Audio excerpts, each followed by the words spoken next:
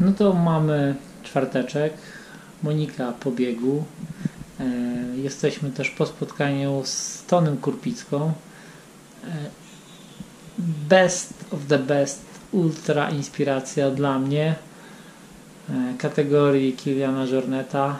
Tony Kurpicka, biegacz ultra, rowerowiec, wspinacz. Był po biegu na 20 km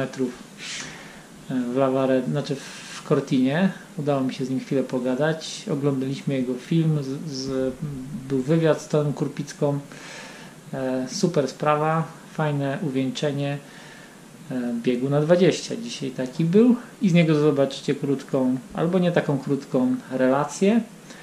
A jak Was interesuje sam film i wywiad z Toną Kurpicką, no to na samym końcu relacji z tego biegu znajdziecie Tonego Kurpickę, którego wydaje mi się, że dla ultrasów warto znać. To jest...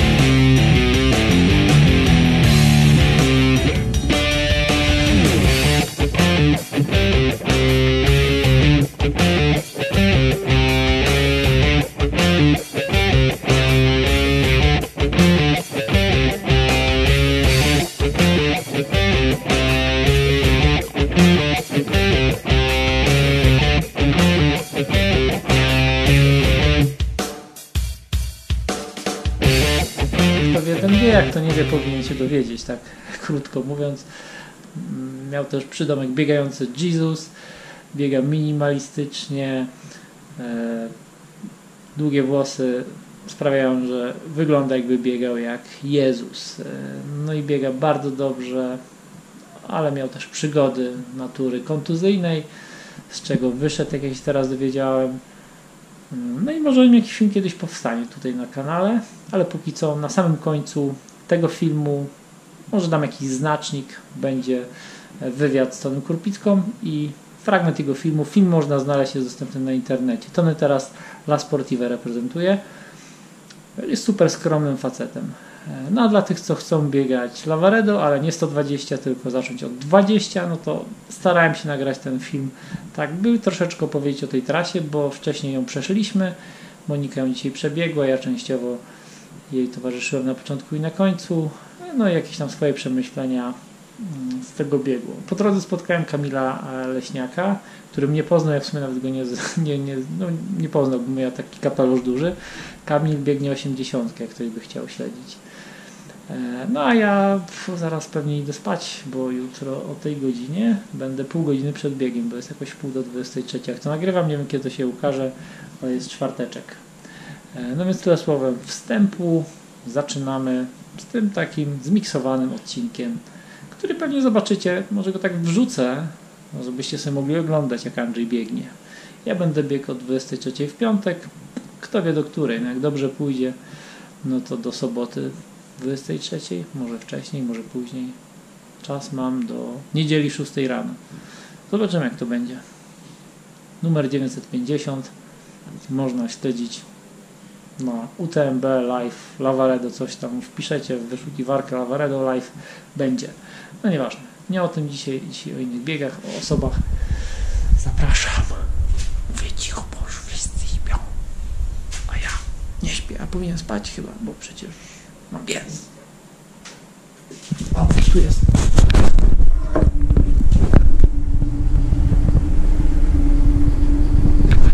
Różeniec górski na jutro, który przeleję do tego i powędruje to na przepak w połowie trasy. To taki patencik jeszcze. Jeżeli nie widzieliście filmu o plecaku, to poprzedni pewnie to jest film.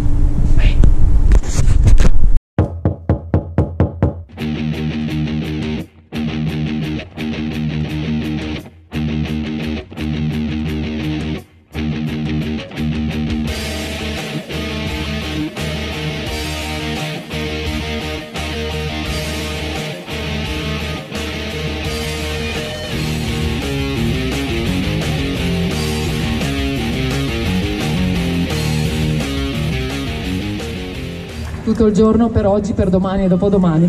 Comunque, I will do this in English because it's easier for everybody. My name is Tanya, as Ale has said. Now, today we will talk. We have here two La Sportiva athletes that you probably all know. So we will start with this guy who was born in Nebraska in a 350 town, small town, and on a farm. And he grew up actually on the mountains in the forest. But first of all, let's look at the video, and then we will have here on the stage, we have him on the stage to chat about his life as an ultra trail runner, as an athlete, and as a human being, as ultra trail running most of all.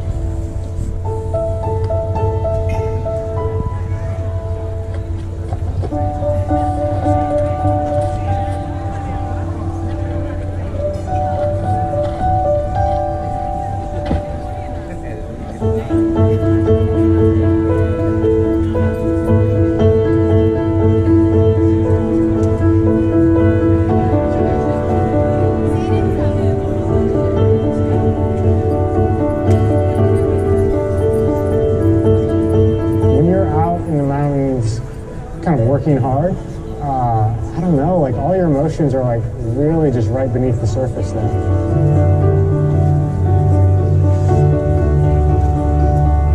Is something that keeps me like very grounded in my like emotional life, you know, kind of in touch with how I'm feeling at my core, I guess.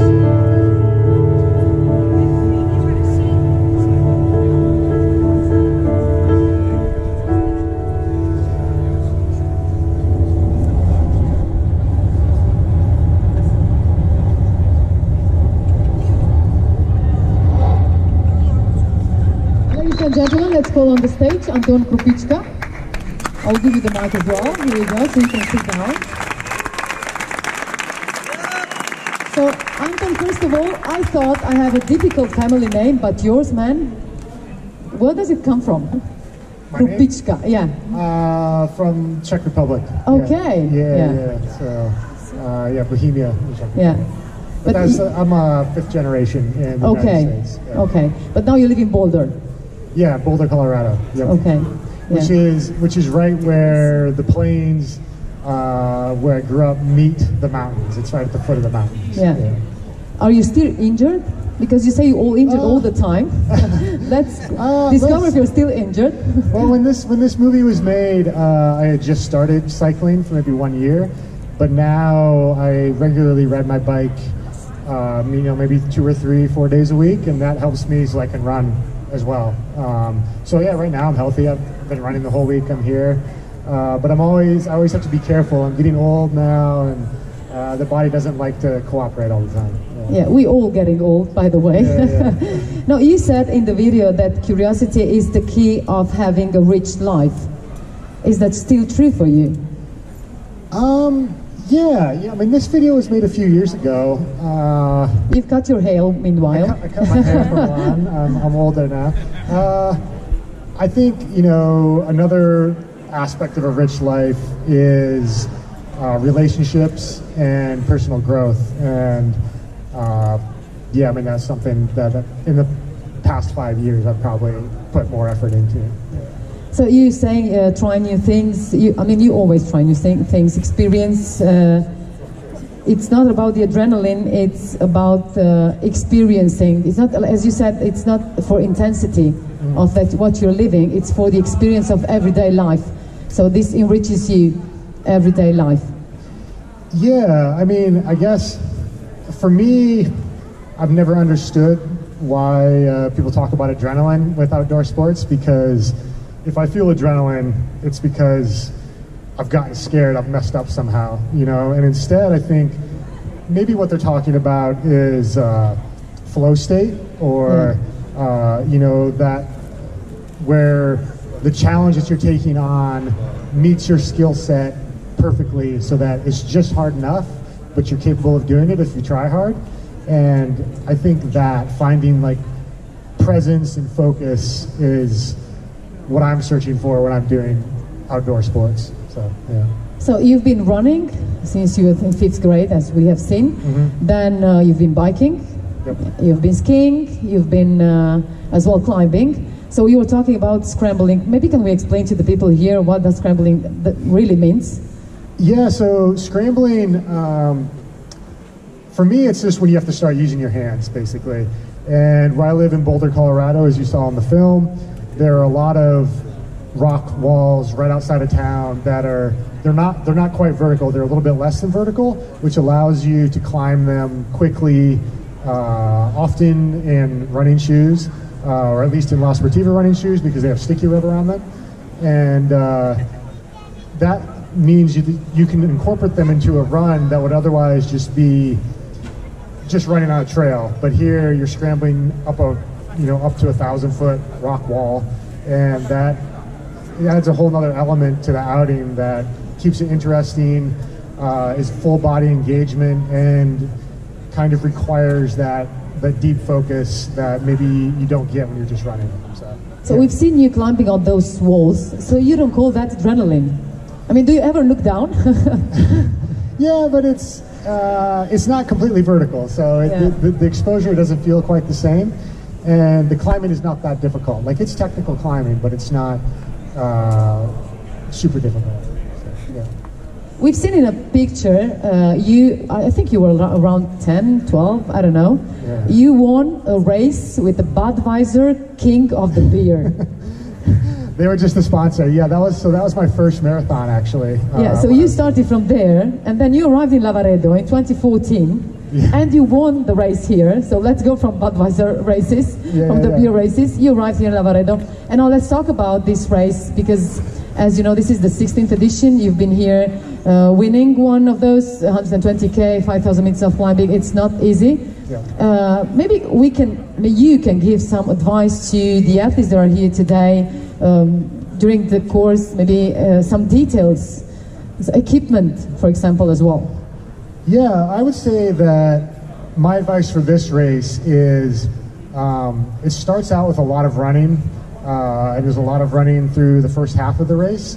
So it's easy to be going too hard and not save enough energy for the second half, which is more technical. So it's important to not go out too fast, so that when you get to the technical parts at the end of the race, you don't slow down as much. Other than that, I think, you know, in the first part, you know, when you're running through the night, you have the Trochime to look forward to in the morning when the sun comes up. So I would definitely keep that in mind when you're, you know, in the night. Maybe you're getting tired or feeling sleepy because normally you'd be in bed.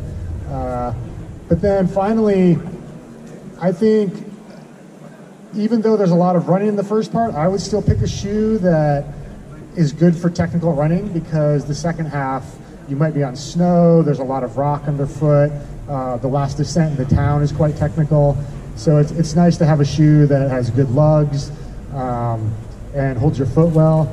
I don't know, like if I were racing tomorrow night, I would probably, it's hard to say, I'd probably be in the Mutant. Yeah, the Mutant or the Akasha, one of the two, because it's a long race. I mean, when I ran it was 12 hours, so I like the extra cushioning of a bigger shoe like the Akasha, but I like the more technical feel of a shoe like the Mutant. So, yeah.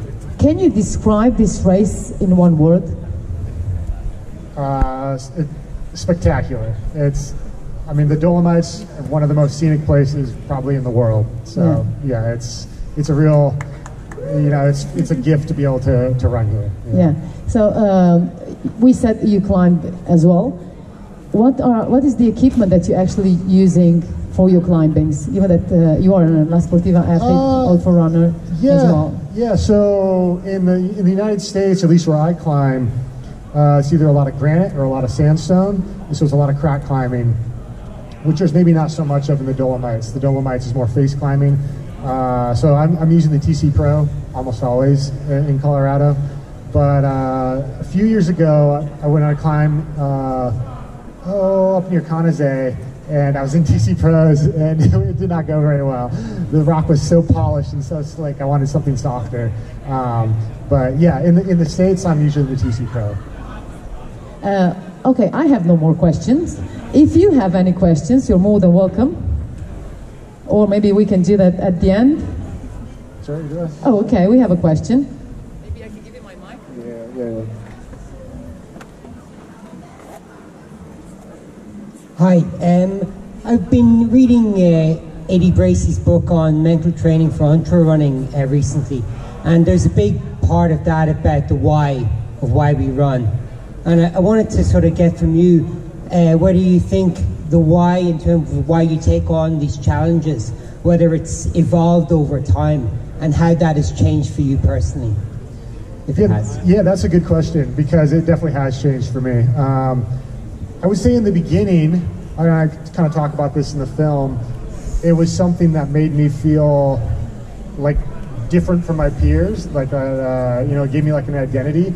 And then later on, when I realized I was good at it, I wanted to perform as well as I could. I wanted to beat people. I wanted to validate myself by having good results. But now, I'm in my late 30s. I don't have that same need for like external validation, I guess. I'm more comfortable with who I am and my identity and just being a person. So it's not as important to me to like do well in a race. But I will say, I still really love competition, even though I might not be like at the very front of the pack. I think the experience of standing on a starting line with other people, with everyone having the same goal and kind of working together towards that goal, trying to be the best that you can be on that day is a super valuable experience that I hope to continue to take part in, really for the rest of my life. So yeah, it's that racing gives a structure of like being at your best on a given day and trying your hardest. And yeah, I really enjoy that still. Other questions? Tony, first of all, I'm living in the city in Poland, in the town, but I never ran before. I found on the YouTube one movie. It was a Winterman or something like that, with the very nice music of the Lumineers. And day after, I start to run in the mountains. So you were the guy who made me this mountain runner. And your, let's say, a style of running, for me it was the quintessence, because I thought always that you never thought about space, about a race, just you and the mountains. So you are my running father, and that's why I feel and I feel that I can ask one personal question. Okay. When your hair will be back? I don't know. I'm losing my hair, so maybe never. You don't look at mine. It's because of you. And now, Tony, thanks a lot. It was sorry for that personal case, but No, I appreciate it. I don't know, I had a lot of people I looked up to when I was young. Like, you saw some of that in the movie, like on my training logs and that kind of thing. So it means a lot to me when people say that I've affected them in some way. So I really appreciate it. Yeah. Thank you. And by the way, about the difficult names. My name is Rzemiński. I won't try to repeat that. Okay, so no other questions? So we can, oh, you're shy people, come on. Thanks very much. I have a question about racing. You said you love racing and you've been racing a lot for a long time. Yeah. What's your take on about how racing has evolved throughout these, I don't know, 10, 15 years that or a bit more that you've been an athlete? Well, I don't know, my take might be a little bit different. I think that at the front of the pack, at least, there's always been people who've been trying to race. Maybe there were fewer of us 15 years ago, because now, I mean, it's so competitive, there's so much depth. But it's funny because the very, very front has not really improved that much, I would say, but it's just like all the people behind them have gotten very fast. And that's because, I mean, it's because people, regular people, come and participate in these events. They buy running shoes, they buy running clothes, they buy running packs. And so that allows companies then to support the professional side of the sport more. And when you are supported to be running full time, you're going to improve, you know, because it gives you time mostly to recover from the hard training. I think when people become professional athletes, they don't necessarily train any harder, but they just can do all the recovery stuff so they stay healthy. So I don't know, I think every sport goes through a progression and an evolution, and with trail running, mountain running, ultra running, it's just been a big progression in the last 15 years, and I don't know, we'll see where it goes, but at the end of the day, everyone is still out there doing it, I think, mostly for the same reasons. Like they appreciate the natural world, they want to take on a difficult challenge for themselves, and they want to do it in the company of others where you can bring out the best in each other, you know, so that's never going to change, I don't think. Are we good? I have a... Keep it closer, please. Okay. Okay, better? Yeah, a lot. Anton, I have a question. So tomorrow will be a half race for many of us, right? And it will be a lot of ups and downs. And what would you tell to all of us when we will be down? I mean, you know, I've been through many downs in a race, obviously. And I think it's important to not think too much in that moment. You have to stand on the starting line completely committed to finishing the race, because when you get in the race, there's going to be 1,000 reasons to quit, always. And they're all going to sound very attractive and very persuasive. So you can't think about it too much. You'd be like, no, I started this race. There must have been a reason I started this race, and so I'm going to keep going. And it's, I don't know, it's never, like a poor result or like the pain in the moment is never as bad as being disappointed in yourself because you dropped out, you know? Obviously there's exceptions, like I've done maybe a dozen 100-mile races, and I dropped out of 3 of them. 2 of those was for injury. Like that's a good reason to drop, I think, but one of those I don't think I should have dropped. And that's something I still regret, so I don't think anyone wants to go through life with regrets, so you should just, find a way to make it to the finish line. So, yeah. Thank you.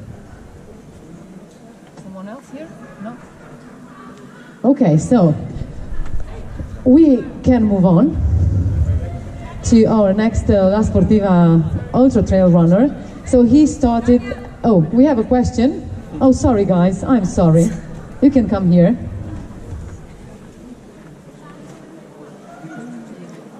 Hi Tony, my name is Diego. This is gonna be a personal question. I've been following your story like since ages, like many things, and yeah, you start to cut off the outsole of La Sportiva shoes, and then, and then you put I don't know, like a duct tape on your toes and that kind of thing. And I just want to know, like, what was your inspiration about the DIY thing and the creative things? And I mean, I've always liked to tinker with stuff, you know, and I've never, like a lot of my clothes, If I don't like the way they fit, I'll like tailor them some way or modify them some way. I don't know, I just like things a certain way. And especially, you know, this is 15 years ago you're talking about when I'm cutting the bottoms of the shoes off. There were very few minimal shoes on the market at the time. Yeah. And I was obsessed with making that like zero drop. I mean, now, being older, like I don't care. In fact, you know, I've had an Achilles tendon injury for 6 years. I can't run in a zero drop shoe, at least not for many kilometers. But yeah, it's more just that that mindset of not accepting the way things are, but instead, like if you want to see something different, like change it for yourself and think about it differently. And I don't know, that's just always come naturally to me. Well, thanks for the inspiration. Yeah. Okay, are we good? Okay, so we can welcome on the stage the next ultra trail runner from La Sportiva.